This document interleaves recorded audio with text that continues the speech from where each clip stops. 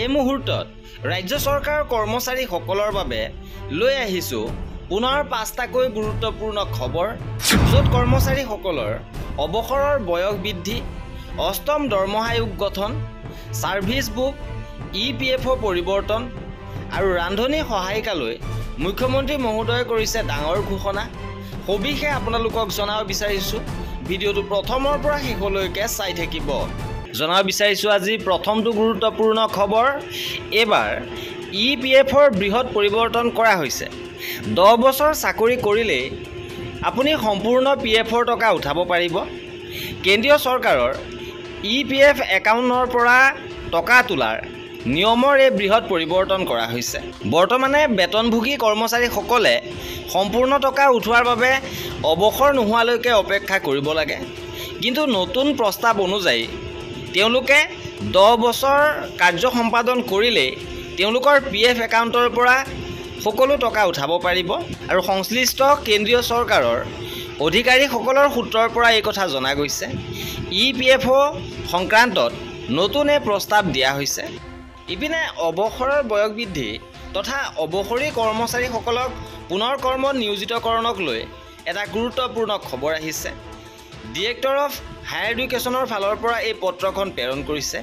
আৰু এই পত্ৰখন চৰকাৰী আদৰ্শ মহিলা মহাবিদ্যালয়ৰ অধ্যক্ষ, চৰকাৰী আদৰ্শ ডিগ্ৰী মহাবিদ্যালয়ৰ চিৰাং, চৰকাৰী আদৰ্শ ডিগ্ৰী মহাবিদ্যালয় লাহৰীঘাট মৰিগাঁও, চৰকাৰী আদৰ্শ ডিগ্ৰী মহাবিদ্যালয় বৰচলা শোণিতপুৰৰ অধ্যক্ষলৈ এই পত্ৰখন প্ৰেৰণ কৰিছে, য'ত উল্লেখ কৰিছে আপোনাৰ কলেজত অৱসৰপ্ৰাপ্ত ফেকাল্টিছসকলৰ পুনৰ নিযুক্তি সন্দৰ্ভত।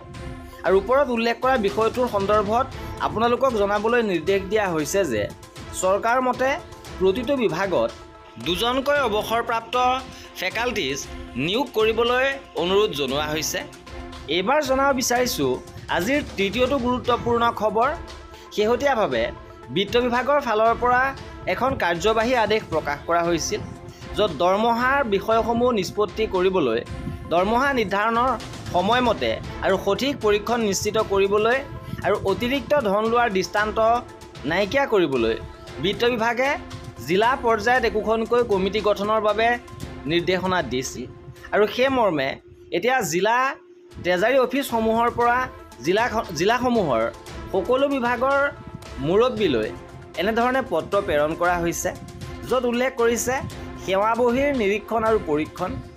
ওপৰত উল্লেখ কৰা বিষয়টোৰ সন্দৰ্ভত আপোনাৰ কাৰ্যালয়ত থকা নন গেজেটেড কৰ্মচাৰীৰ তালিকাখন তেওঁলোকৰ শেহতীয়া ছাৰ্ভিচ বুক আৰু অন্যান্য প্ৰাসংগিক ৰেকৰ্ড আৰু তথ্যৰ সৈতে যিসকলে অহা 36 মাহত ছুপাৰ এনুৱেশ্যনত অৱসৰ ল'ব লগা হৈছে তেওঁলোকৰ তালিকাখন জিলা পৰীক্ষণ সমিতিলৈ দাখিল কৰিবৰ বাবে দিয়া হৈছে।